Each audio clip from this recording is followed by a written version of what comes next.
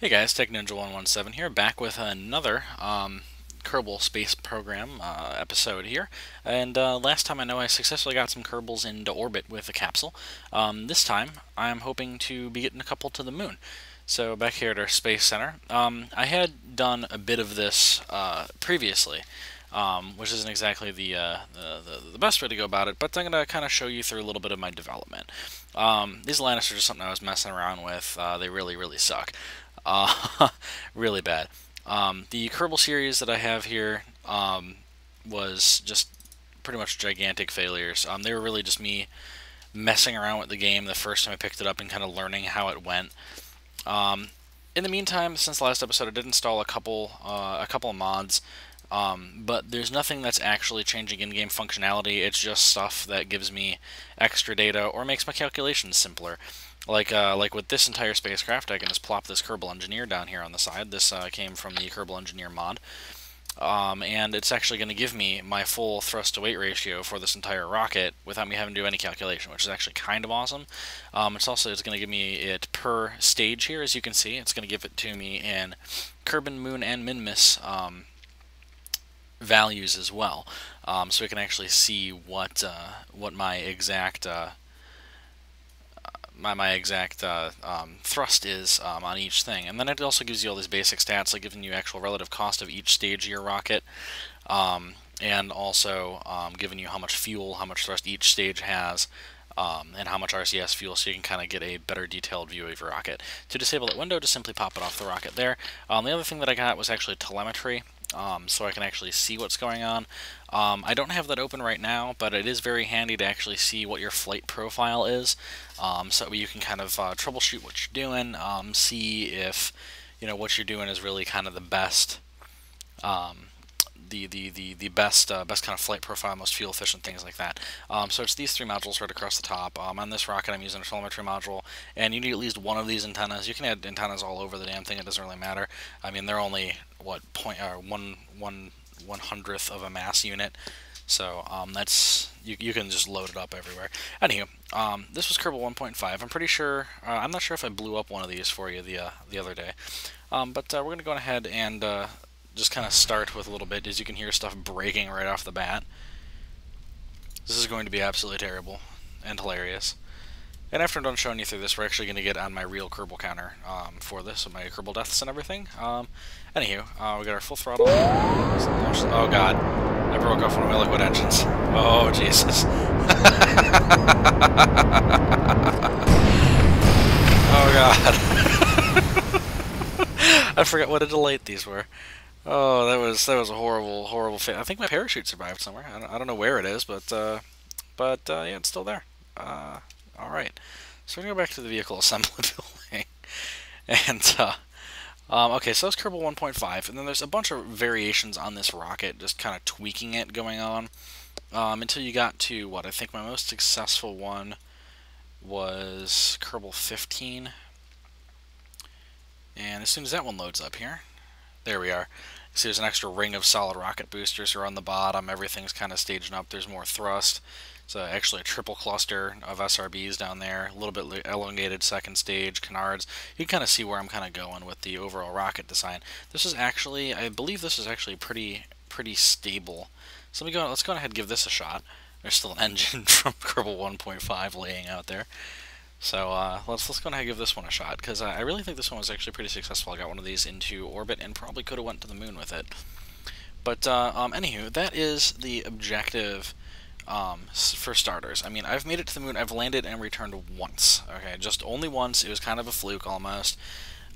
It's really hard, and I'm going to be attempting to do that in this series right here. Then the other thing that I'm going to be attempting to do is actually get an orbiter to the moon. And return safely, so like an actual spaceplane orbiter. And actually, let me launch this and continue talking during the boring flight phase. Right? Let's make sure SAS is on and launch this sucker. Oh my god, I forgot how like little thrust this had at liftoff. All right. Anywho, somehow I think my rockets are still a little loud. I mean, I did do a bit to turn them down. They're at like 17% right now, but I don't know, they just seem rather loud and obnoxious.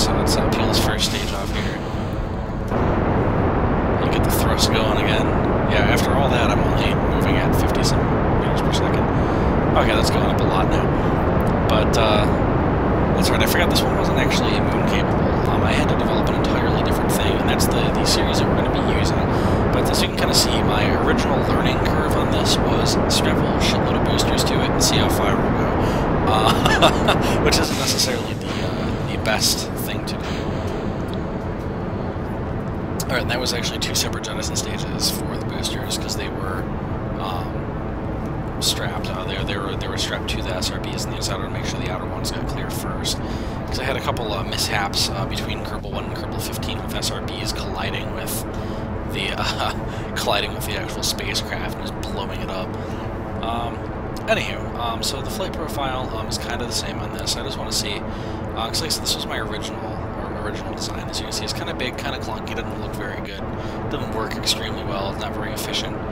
It's got struts everywhere to prevent engine shake, except for on the bottom, where I actually needed them. As you can see, my engine's still shaking around. So, this really isn't climbing very well at all. It's at, what, 18, 17? It's really just kind of slewing around right now. Yeah, somehow I don't think that this actually got anywhere. I'm not entirely sure, because I mean it's been a little while since my Kerbal series, so yeah. I think this may end up in horrible failure. Let's put on the time compression a little bit, so that way we can see if it fails or not a little quicker. That's right, I'm in the atmosphere. Yep, here we go, pitching over. Even with SAS on. No, wait, it's coming back. It's coming back. And nobody is enjoying this flight. Usually, at least the guy in the center is like really happy about something. But up here we go. Here we go. Up. Nope. Righting itself. It's righting itself. Wow, this is a bit of a fun ride, I would say. So as you can see, as it burns off fuel, it's less and less stable. And here we go. I think this is the final pitch over. Or it might come back. Who knows? I think yeah. It's well. No, because we're still going down at like a crazy rate. So I think the only way that I could be able to save these Kerbals is actually jettison the second, and should have throttled down before I did that. Let's see if I can't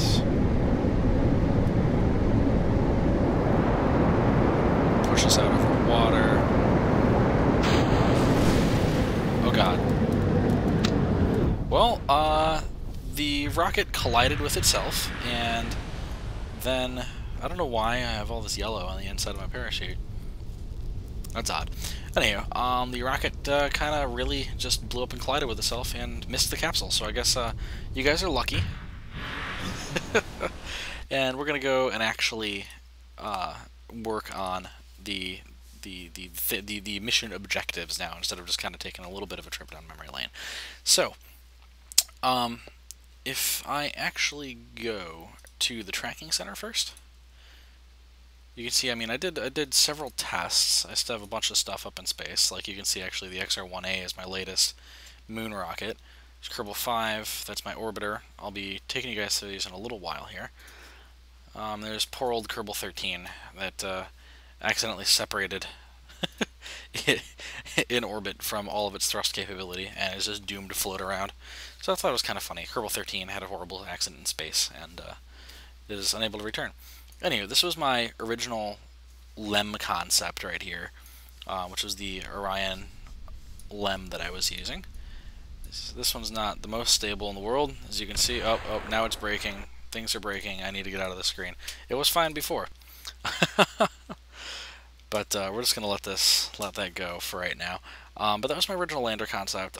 Mind you, it's really hard to kind of develop a lander in Kerbal gravity that's going to work on the moon, because you burn through a lot of fuel on Kerbal. I mean, the acceleration is something like 10 times that of the moon in this game. So, anywho, this was the Orion 1 rocket. This was good enough, actually, for orbital flight. Had a good amount of fuel that would have been left going to the moon. It needed to be modified a little bit. It was an extremely stable rocket. For not having any fins down the bottom, it was a very, very stable design. I'll zoom out instead of zooming around like a ferret. Then we had the Orion LEM X1, which this was just the LEM you saw outside. Just the legs on it, just to test. And you can see a few different LEM models in here, I ended up going with the X1 because all the little improvements that I did actually ended up totally screwing all of my all my actual progress. Like, they didn't actually make anything better, they somehow made it a little worse. Actually, this is later in the development cycle. Let me get back to this one. But then we headed right on, and this one actually completed a lunar circuit and a test landing, a test orbit of the moon. The only problem, though, was definitely didn't have enough fuel to return. It just wouldn't go anywhere. So we had to move on, add a little bit more fuel, tweak a couple more things. So the Orion 3 came in. There's a couple more SRBs down on the bottom to kind of carry an increased load on the top. I hate how it keeps zooming in, but essentially the same thing. I just gave it a little bit more thrust, tried to preserve this so that way this first stage would get us into orbit. That didn't quite work. So Orion 4 was essentially the same thing. Actually, I number mine by mission, so this is getting a little ridiculous. But Orion 5, same thing. I think that's actually where I added, yeah, on Orion 5 I added a 500-gallon fuel tank here instead of, or a kilogram fuel tank instead of the 250, because the 250 just was not enough fuel. I couldn't make it stretch at all. I know some people are going to be screaming at me. An ASAS module on a lander is an extreme waste of mass. I've seen it in other videos, I've seen it in forum posts, but you know what? It works for me. It helps me keep my rocket stable in spaceflight, so I'm going to keep using it. And let's see, Orion 6 and 7 were actually the same thing. Orion 7 was actually my first successful moon lander, or my only successful moon lander. As you can see, there's loads of extra thrust. Actually, Orion 7 got to the moon, came back to Kerbal, and then crashed hard. So there was another modification after this that actually was the thing. I went back into kind of an X series. So you can kind of see this is still using the LVT-30 engine. It's got 3 SRB stage on it. This actually does kind of work pretty nicely. But didn't quite get me where I needed to go. This is where the XR1 came in. I started playing around with different engine designs. Oh, half of the XR1's gone. I haven't had that happen in this game quite yet. It's just missing. So let's go for the 1/8. That's actually not very much modified out of it. So I pulled this up earlier. This was the test of my new ascent phase using the toroidal air spike engines.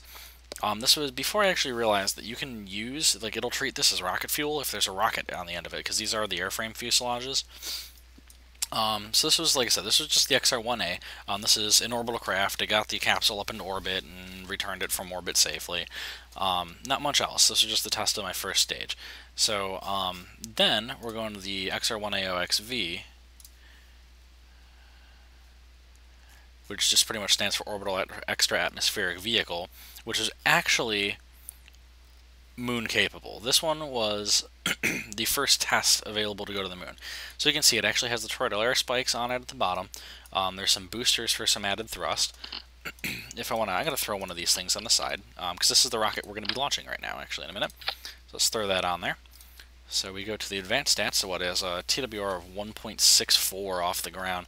So it has a decent amount of acceleration, only 1.45 when it hits the second SRB stage, and then just kind of keeps going up a little bit there. But one of the major design changes here was, as you can see, I mean, it's a different engine. So the advantage of that engine is slightly heavier for 25 more thrust. The actual thrust-to-weight ratio on the engine itself is down. However, it only burns at a rate of 7.6 versus 8, so it actually gives you a much longer burn phase if you have a long stage on it. So actually, it really balances itself out and actually ends up paying off in the end. Because if I remember correctly, this first stage will get me orbital without having to do much. This rocket is kind of a bear to control because it is so long. But we're going to be working on that and hopefully getting one that actually works really, really well. So you can see there's the second stage here.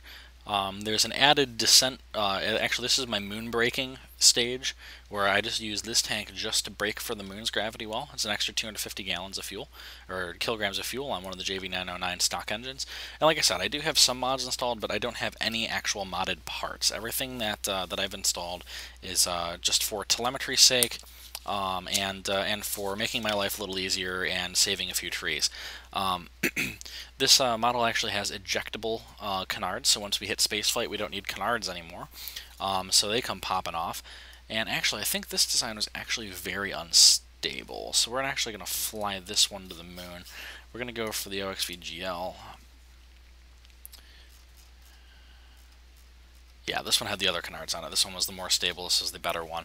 So we're going to go ahead and launch this sucker. Because I want to take another moonshot, because one launch does not an expert make. So we're going to go for this. As soon as we get on the launch pad, that is. There we go. Alright. Let's throttle this up. Oh, and how fitting, how fitting. We have Bill, Jebediah, and Bob back for this flight. The original Kerbins on here.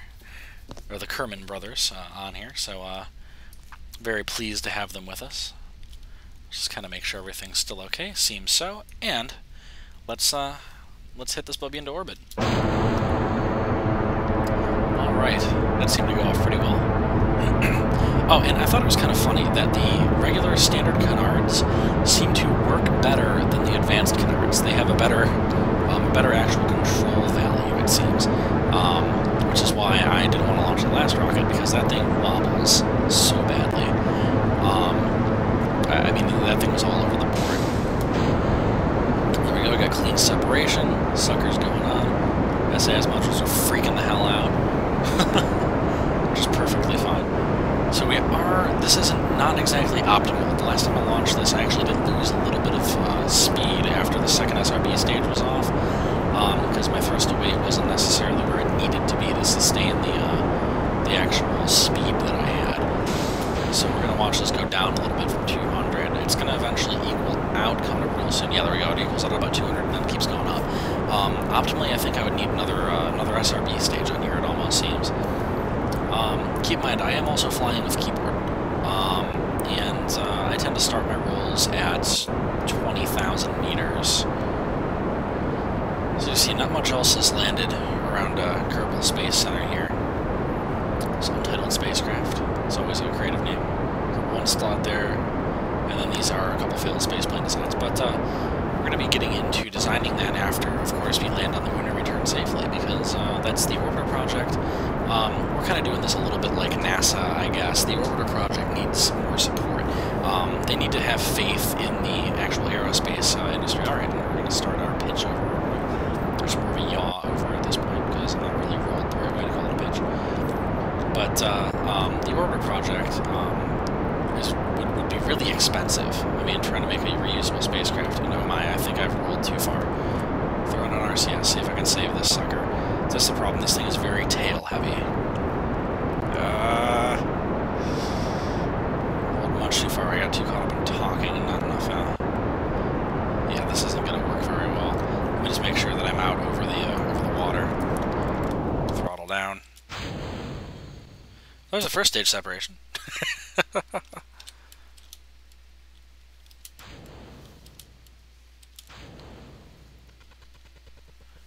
me just kind of get clear a little bit here.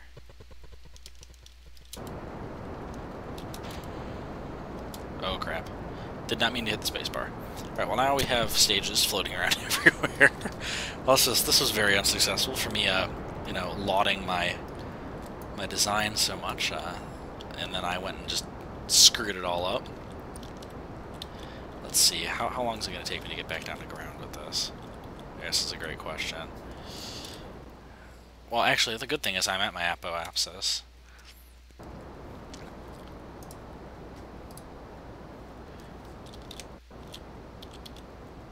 It's all my poor boosters. This would have cost a lot of money. With stuff floating around. Oh, that's one of my canards still floating around. What else is? Oh, that might actually become orbital debris. Who knows? Something from this rocket will make orbit. So I just need to not be such a dweeb and totally mispilot my spacecraft. That would be just awesome, because then stuff like this happens. I haven't played in a couple days, so I don't know why the inside is yellow. I gotta find that out. It might be from one of the plugins I installed. Oh, there goes those things. Splashing down. We're almost done with the mission here.